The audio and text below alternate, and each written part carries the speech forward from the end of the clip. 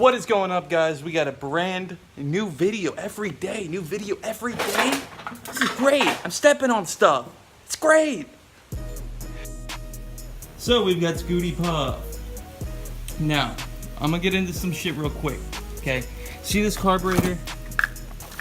Okay, my garage is seriously a mess, guys. I'm so sorry. Okay, so this is a 4-stroke carb. Well, it just happened to barely fit the bike. And I got this from my other bike.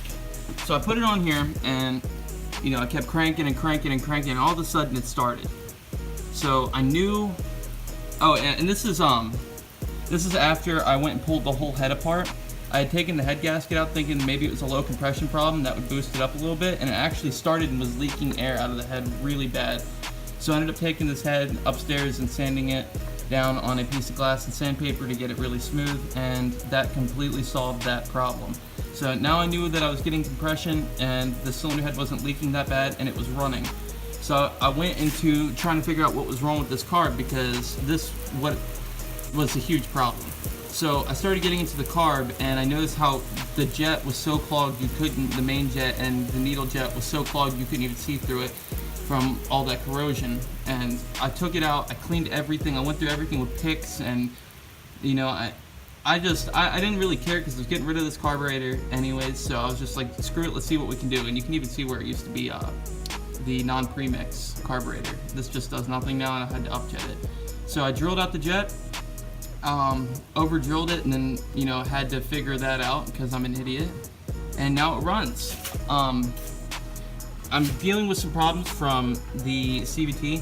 One of them being I'm not getting to the edge of the travel on the variator, and that is causing some problems. And also, if you look at the clutch, I can just that spring has been overheated and it's just really soft. The clutch bites really hard, and it still does wheelies, but I'm going up hills and stuff, it doesn't want to change gears, it locks itself, so it's just putting the engine under a huge amount of load for no reason. So that's getting fixed. I already have that all figured out. We're getting brand new everything, so that's not a problem. I'm just happy this puppy runs. So I cleaned up the carb, I ended up rejetting it and stuff, and I got the air filter back on because it just does not want to run right without that air box. I even made like a little filter out of a running t-shirt. So then we ran into another problem, the throttle cable. Okay, so the throttle cable was extremely locked up. So what I did, as you can see, that doesn't look like the right throttle cable. I went and got a lawnmower throttle cable, and I put the clips in now. Okay, so while I'm trying to rig a throttle cable until the new one comes, I've got this one from a lawnmower, and both sides look like this. So I'm just going to take a grinder and cut one side down to a nub for the carb and the other side to a circle. And I'm going to be using that bike brake I showed earlier for the throttle for now until everything new comes, because I really just want to ride the thing. Okay, so now I got it to this. This should work perfect in the carb. So yeah, that's the throttle cable. And then on the other side, we did a bicycle mountain bike brake, and you can see the cable I made in there. And you know, this is my throttle now, and I can wheelie with it, so I'm happy until I get a new throttle and throttle cable, because the new carb I'm getting, I'm gonna have to change the throttle cable anyways, and the throttle. So not a big deal. This is just temporary so I can have some fun. Bike runs and drives great. The problem is I was literally just doing wheelies, and yeah. So, and I'm gonna throw some clips in now of me putting on the stunt bar, because okay, so we're putting pegs on Scooty Puff Jr. Got this one done. I'm gonna clean it up, don't worry, it looks bad. But that's pretty much what we're going for, a piece of pipe sticking straight out. Look at that. So you just gotta get the paint off to get a clean weld. If I can find my tube. You're gonna do a really simple notch. And I'm going off of this rail because it's a support. And it goes just like that. And you have a bar coming off. That's pretty much it. So I'm gonna finish cleaning this up with a flappy wheel, get all the burrs off, and then we'll get it tacked on and weld it. Look at that, that's so sick. And boom, they're done. Got them both on. Gonna hit them with some black paint. Got all these tabs off for all the shit I deleted. And then the frame's gonna be ready to paint after I get the started, because we really wanted some wheelie bars on this puppy. We got them. It's really sturdy. I just did another stand-up wheelie on it. And the goal is to get these bars up, and the reason that they're this long is that the body kit's gonna cover a little bit of it.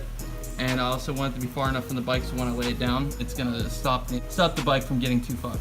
Because I can always just weld another one of these on. There's gonna be a peg coming from here where the rear passenger pegs used to be, because they were folding and they cut my leg open. So I'd rather just have a piece of pipe that's, you know, smooth around. So we're gonna have one right here and one right here, same on the other side. And then I'm debating on a chassis slider in the front, or frame sliders. Thought about doing some weird stuff. I don't know. I'm just focusing on the rear for now. So we got these on both sides. We're gonna do these and the wheelie bar. They're the scrape bar, so when I have my, you know, my foot back there and I go too far back, I can just grind it. You know, kind of protect the taillights that I'm about to put in there, especially with this expensive body kit that I'm ordering. The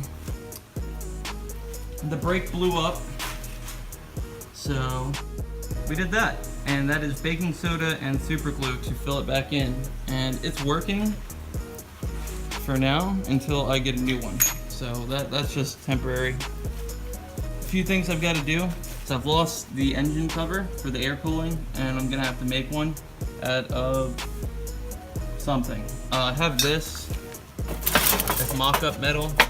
So I'm gonna do cardboard and this. I'm gonna rivet it all together, and if I like it, I'm gonna go get some actual steel. So I've always wanted a metal heath, like fan housing, but I'm not big in air cooled, and that's why I'm doing this kind of cheaply, because I'm about to go liquid cooled. So I'm so happy to get back working on this bike, and you know, it's definitely gonna be a pretty one.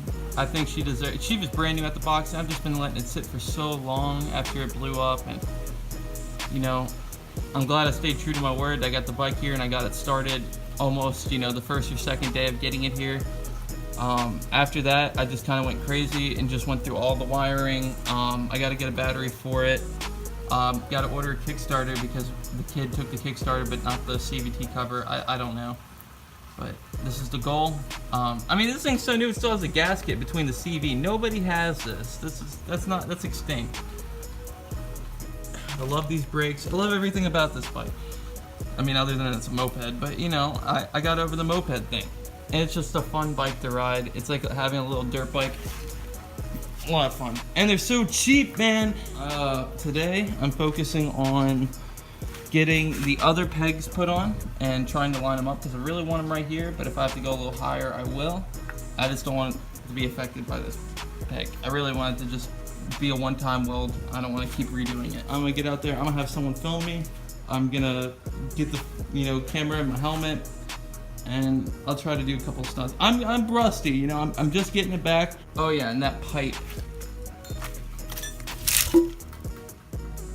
So here's that unrestricted chamber pipe, and I cut it open to try to figure out what the fuck was going on with it, and you can see that something was inside of it, like a field mouse or something, and chewed it up right there on the sound deadening. And on the other side, this is pretty clogged. I don't know if you guys can see that, but that's about the size of a pencil, and that's pretty much where all my performance was going. I didn't really run it rich back then. It was actually running lean. That's what blew the engine up. So what I'm gonna do is just order another one. That one was expensive, but I'm just gonna order. They're cheaper now. They're $100. And I found a stage 6 one used in Europe with free shipping. And I've always wanted a stage 6 pipe. I love everything. The filters, everything they do is just sick.